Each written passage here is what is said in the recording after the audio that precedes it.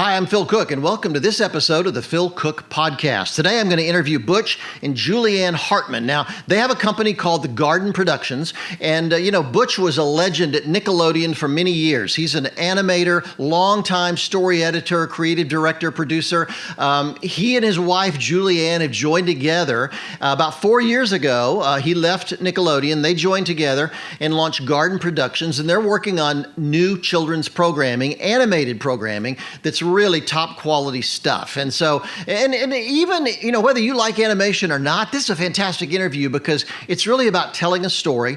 They both talk about their career in Hollywood, how they launched the company, and the impact it's making out there today. So I'll tell you, this is a great episode really to learn how the practical everyday aspects of living, surviving, thriving in Hollywood in the media and entertainment industry. So stay tuned because I think it's going to have a huge impact on your career and the way you look at media and entertainment.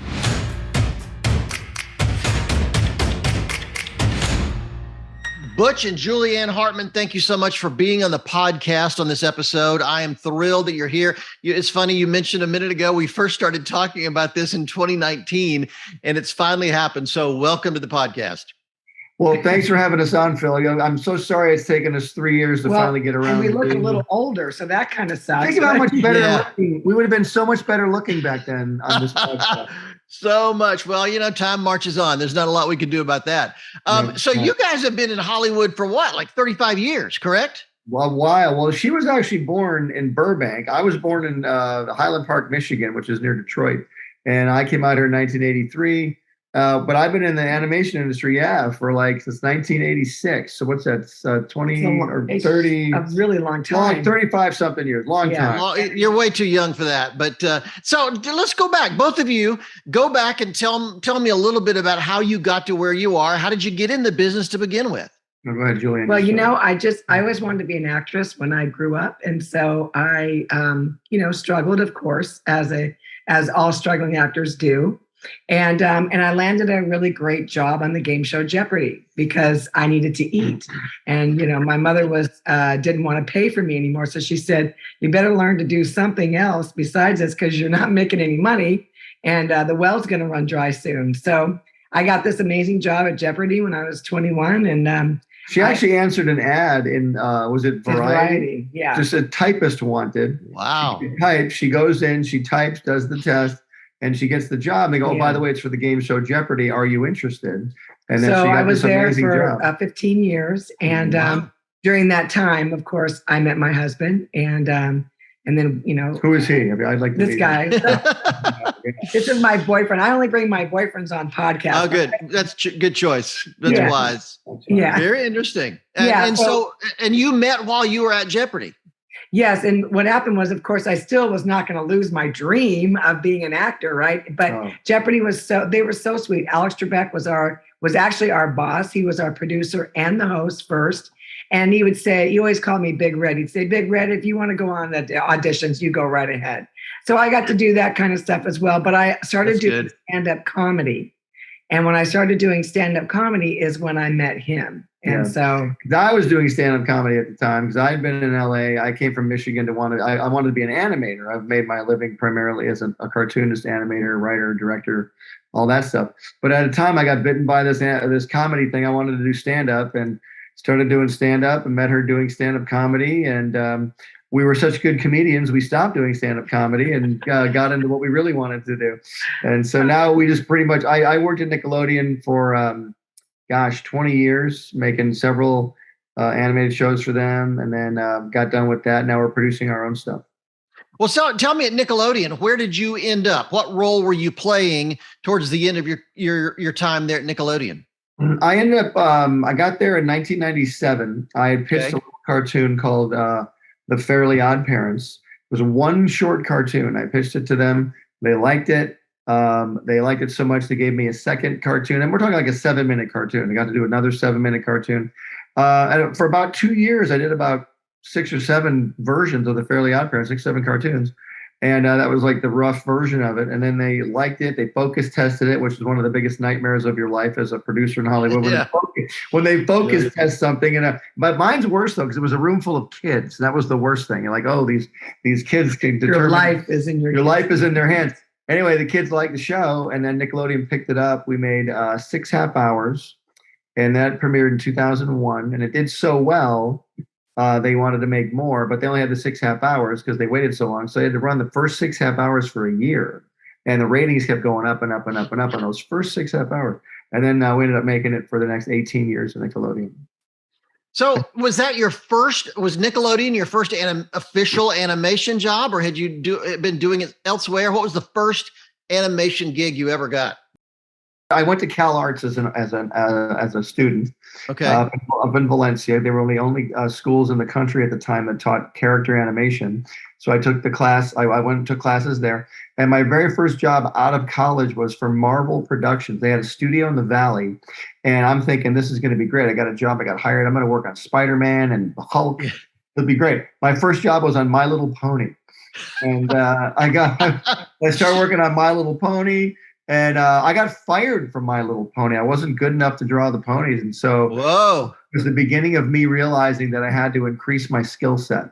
You know, you're good at one thing. I was very good at designing characters, but I wasn't good at storyboards or writing or this and that. So I just said, look, I'm going to start enhancing my skills no matter how much long it takes me or how much I had to do.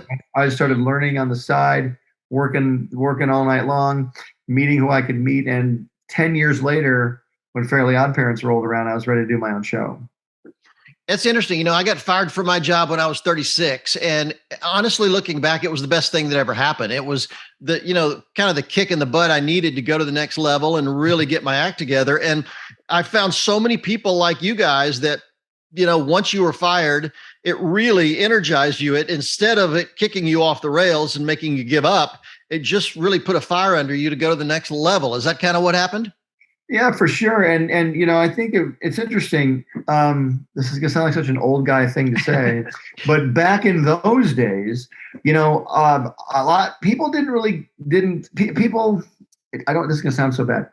It made me try harder. I didn't start whining about not having a job. I didn't blame other people. It was my fault. It's like, I need to get better at this. This isn't someone else's fault. I didn't blame, whoever was in charge. It was like, look, I didn't do the job. I got to get better. I don't ever want to be fired again. And I really didn't want to go back to Michigan because my dream was, Michigan's a great place, but I wanted to be here in Hollywood doing my dream, doing animation, doing cartoons, movies and stuff. So I knew in order to do that, I'd have to try harder and get better. Now, were you guys married at the time? No, we got married in 1992, and we've been married 30 years now. So, which I can't believe. But we're boy, can you believe it's been 30 years? I can't believe it's been 30 years. Tell me, what was the thing that what pulled the trigger to finally make you leave Nickelodeon? Because that's a really professional organization. They do great stuff. Certainly they have programs that you like or dislike, but it's a big, I'm in Burbank. I live in Burbank here, so they're just right down the road and their studio is amazing.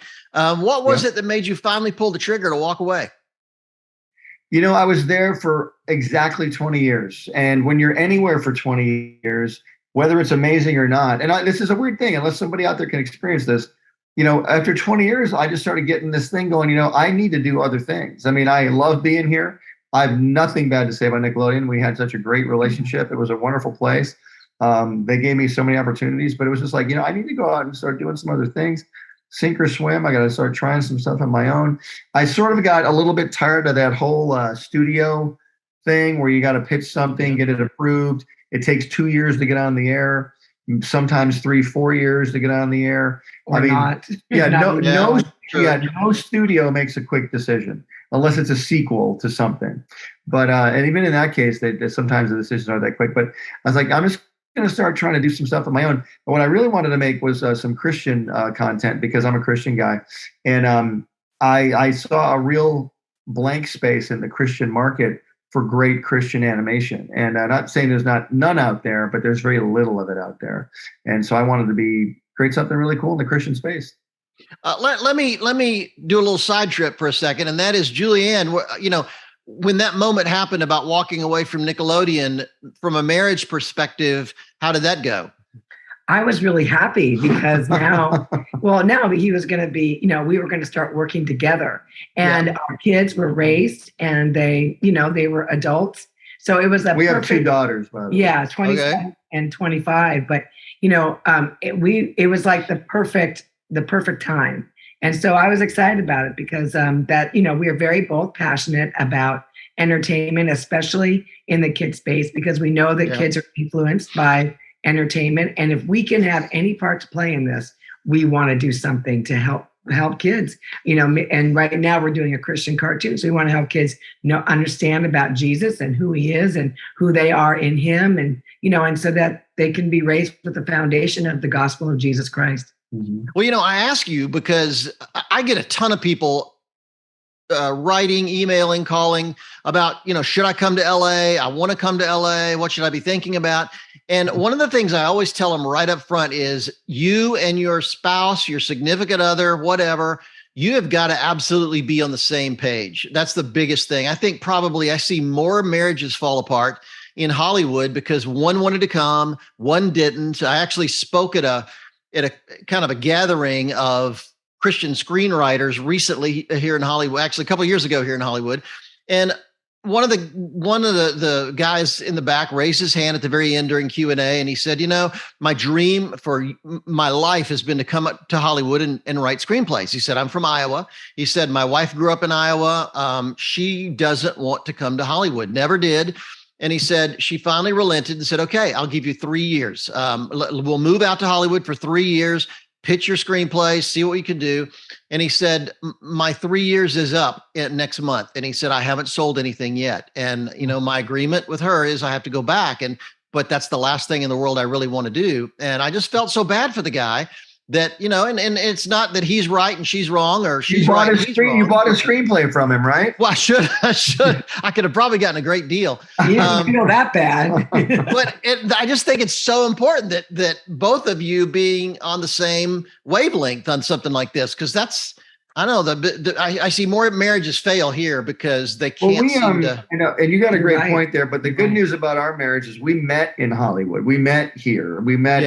We're both into it, right? So the gentleman from Iowa that you mentioned, the Bible even says, "Don't be unequally yoked," and it's hard. I mean, you can live life unequally yoked, but it's just going to be a harder one. That's why Jesus wants us all in one accord. And the one cool thing about my marriage with her is that, not only do we like to work together, but we became Christians together too.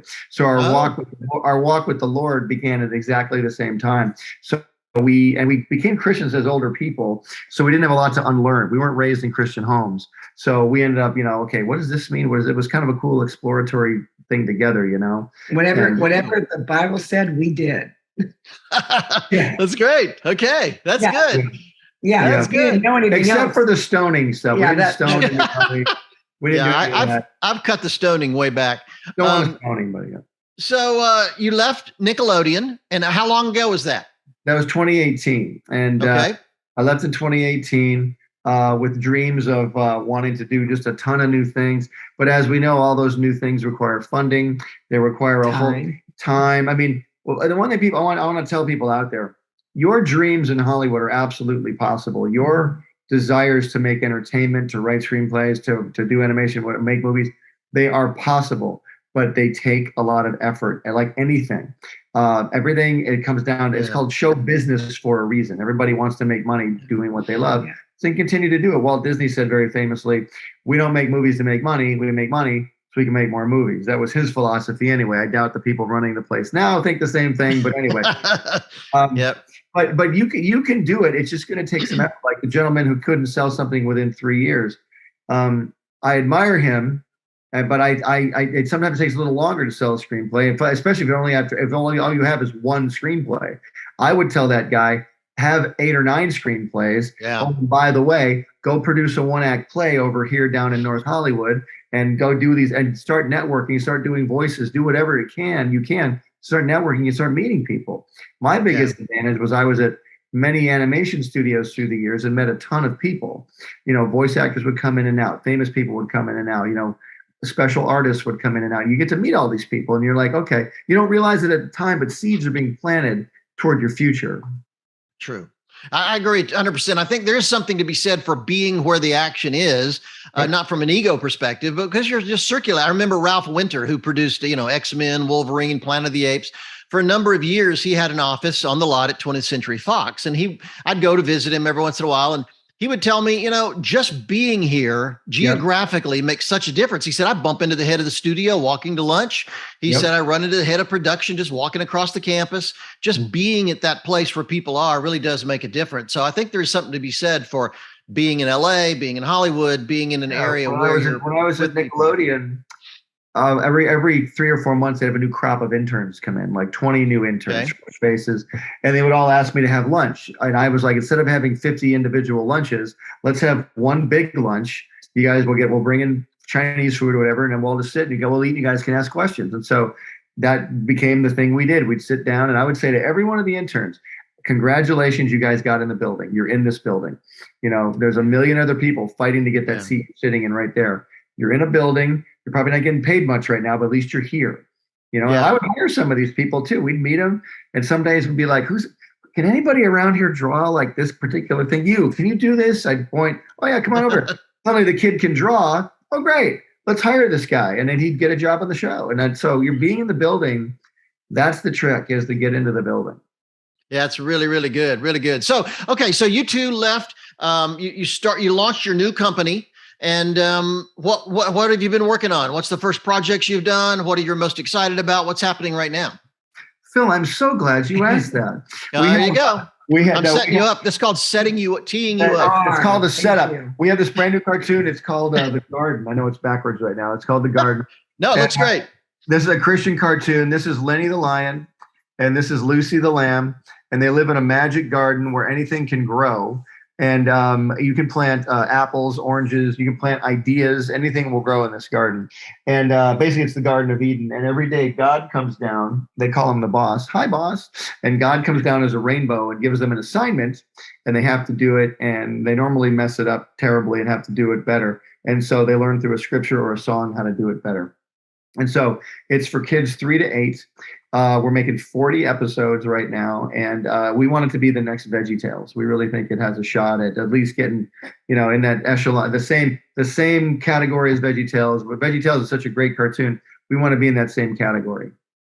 Well, I tell you, we've talked about this before. Generally speaking, when it comes to faith-based, Christian, inspirational kids stuff, it's a bleak market out there. There's just not a lot of really high level, engaging, compelling stuff. And so I think what you're doing is amazing.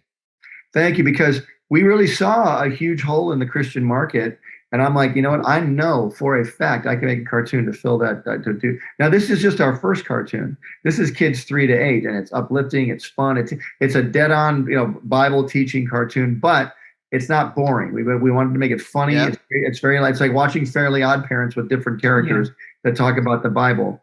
But we're going to have a whole slew of family-friendly content coming out very soon. This is just the first thing. We're doing another version of the garden called Garden Sprouts, which is for babies 0 to 3, and that'll be just songs, dancing characters like Cocomelon type of stuff.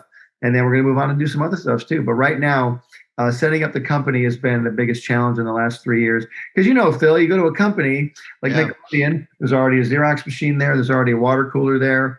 There's already an HR department, but you got to set all that up when it comes to your company. Yeah, absolutely. Julieann, speaking of that issue, you're obviously the brains behind the operation, and you're the financial expert. How, what do you do when you launch a company like that here in Hollywood? Do you have to go find investors originally? First thing, do you come up with some pilot stuff on your own? Do you invest yourself? How did y'all do this? Well, in 2015, we actually made 7 episodes of this cartoon. The new ones now all have songs, but the originals did not. But we self-funded the first ones. We made them on our own. And he was still at Nickelodeon. Mm-hmm. But we really felt the Lord told us to make these episodes and then put them aside. So we did. And found a little team, got a team together. Yeah, and they were all over the U.S. And then in August of 2021, was 21, right? Or 20? Yeah, Yeah, 21. Yeah. We just had a friend of ours that said to us, "Hey, I'm pitching some shows to some investors. Would you guys? Do you have anything that I can put in there? That content I'm pitching is a little heavy. Do you have anything that's light?" And we're like, "Yeah, sure. We'll just throw the garden in there." I said I do, and I put a quick PowerPoint together and put a little budget together, and then we ended up. Yeah, and so we got total investment, and so That was literally it was the fastest thing I've ever seen in my life. And so, but when something is God, it just happens, and it's just amazing. And so, Absolutely. we've really grown a lot.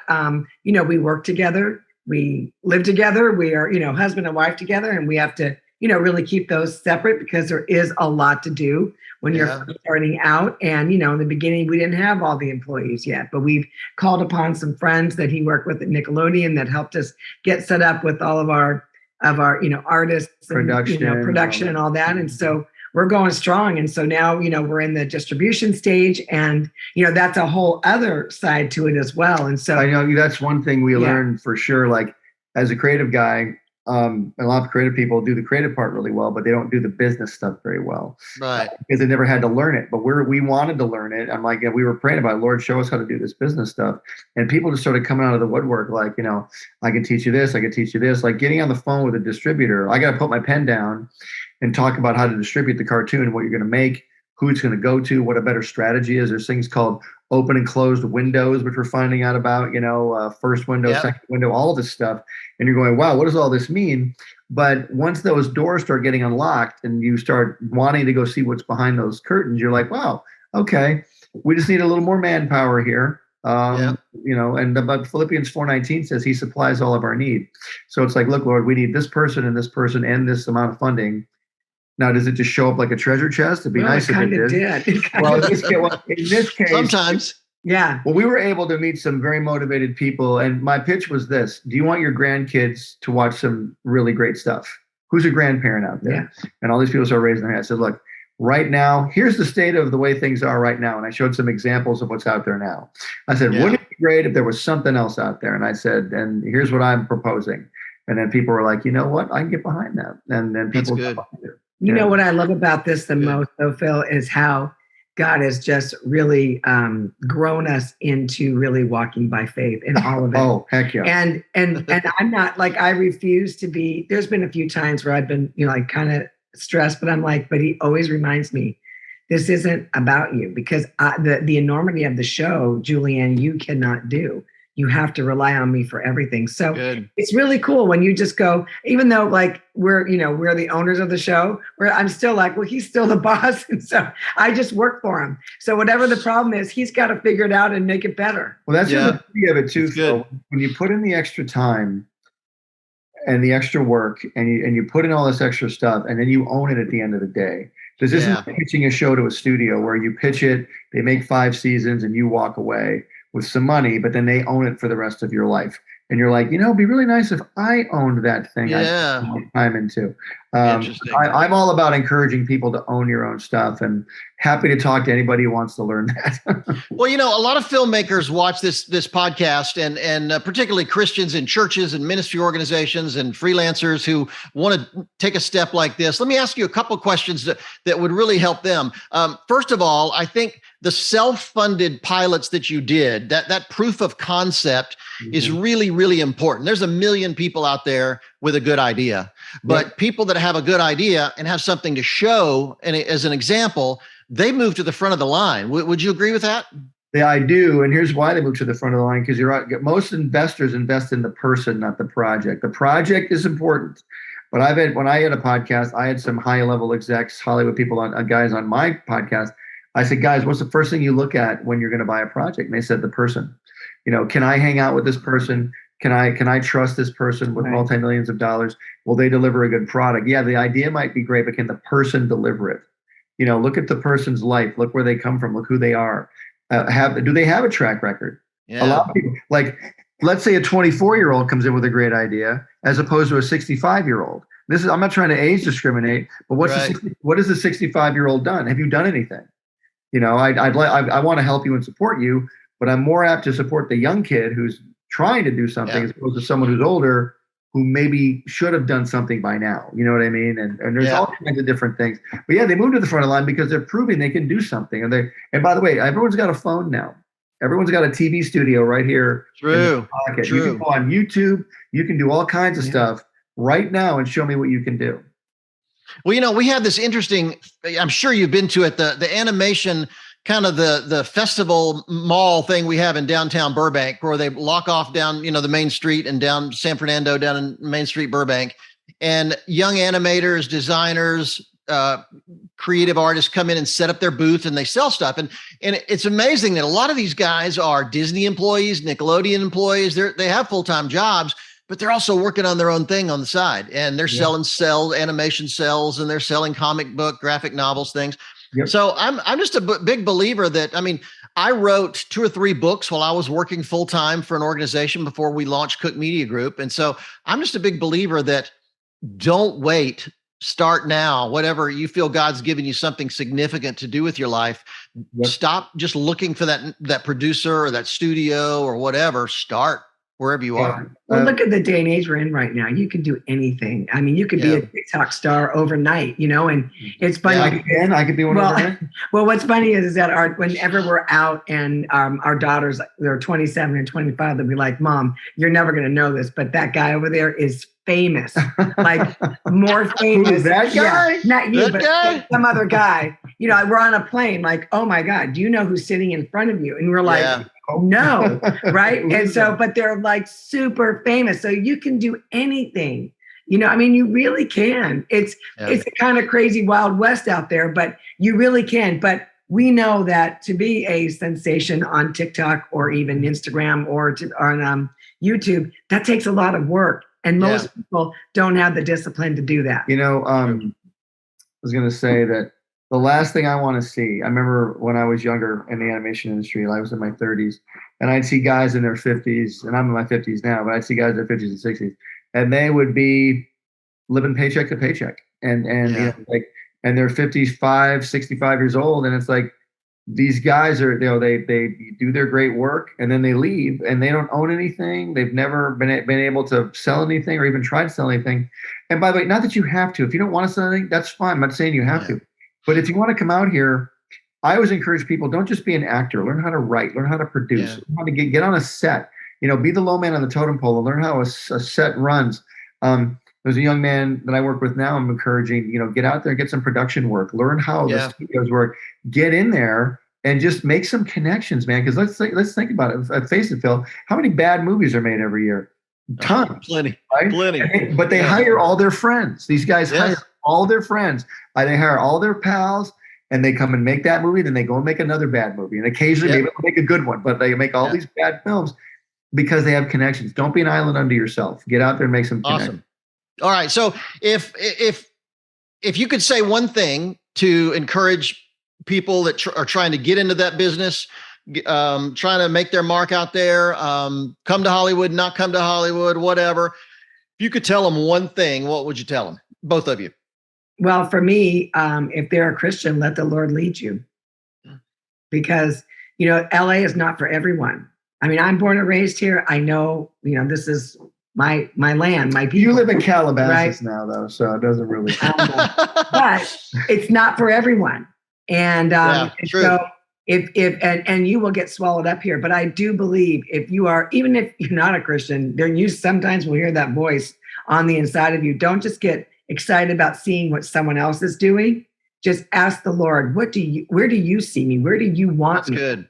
And wherever you are, wherever he puts you, you're going to prosper in that place. And yes, we need Christians in entertainment. This is not of the devil. There are lots of bad things, of course. Yes, in any industry there is.